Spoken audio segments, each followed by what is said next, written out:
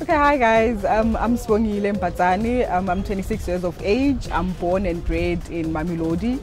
I studied BCom Informatics before venturing into entrepreneurship on a full-time basis. I am married and have one kid and two dogs. So the journey actually started when I was 12. So I started baking when I was 12. I learned from my friend's grandmother. She taught me how to bake scones. So we're actually helping her. She was selling them by the buckets and by the packets. So we're actually her packers. And then that's when my love for baking started. And then I started selling scones on my own after school. So after school I used to bake and then sell at school. Then after, so it was like a routine where I just bake and sell. So that thing continued all the way until I was in varsity. So I was forced to study BCom by Nedbank because they refused to finance my pastry chef course. So I did my 3-year degree with UNISA. I actually finished in record time. And then I went on to work for KPMG as a IT auditor. Then I left KPMG for Microsoft I entered Microsoft as part of their graduate program. Then I was employed as a solution specialist. But then I also left because I actually wanted to bake. So for me, baking was like number one on my list. So I retired at the age of 23 and then I went into business full time. What inspires me to wake up and bake? Freedom. Yeah, because I'm the decision maker in my business. And I think what the other inspirational factor is that I employ people. So I help other people put bread on the table. I think for me that's one of the reasons why I actually wake up in the morning and I work. And actually looking at my daughter as well, I wanted to grow up knowing that there's something that she can push, and instead of going into the job market and looking for a job. Yeah. I think most of us in like entrepreneurs, the first and most major challenge is cash flow. Like managing the money that comes in and the money that goes out. For me, like that's a major challenge. And the second one will be HR. Like it's so difficult to get people to come and work for you, especially when you are a young black woman. They tend to take advantage. So getting like skilled people to come and work, it's really challenging.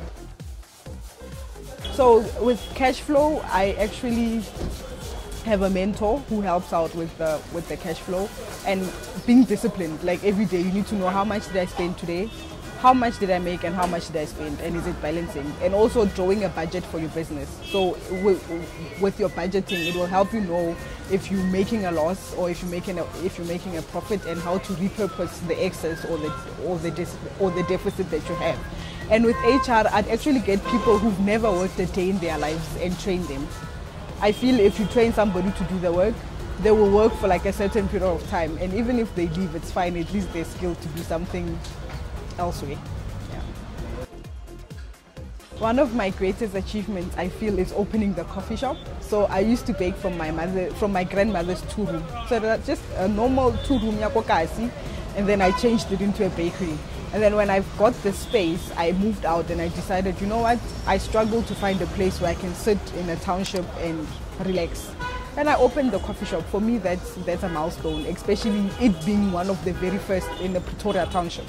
For me, that's like the biggest achievement I feel I've ever achieved. It's actually very nice that you asked this question now. When you guys came, I was listening to the budget speech on the radio, and I'm like, the premier is talking about financing this, like young people there, and then they call out these businesses, and I'm like, I've never heard of that. Like never in my life have I heard of the things that they were talking about. So for me, I feel there's not enough support, especially coming from the government. There's a lot of red tape, like there's a lot of things that you need to comply with. And when you're a small business, it's actually very tough because you've got other issues to be dealing with. You don't have time to be queuing for this. So in a nutshell, there's no support whatsoever. Don't be afraid of spending your own money. When I opened the coffee shop, I only had 1,000 rand in my account. So I had to make it work. And people would be like, but you only had 1,000 rand. I'm like, yeah, but we've got people.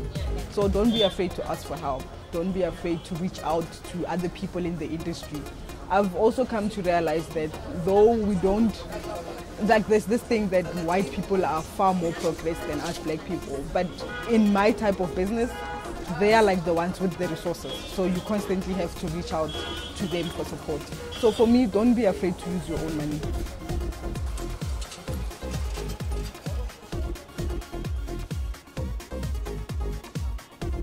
There'll be one in Atteridgeville, there'll be one in Shoshanguve, there'll be one in Mabopane, there'll be one in Hammanskraal, there'll be one in Kwamhlanga, Kalinen. So all the townships in Pretoria will have a malls there.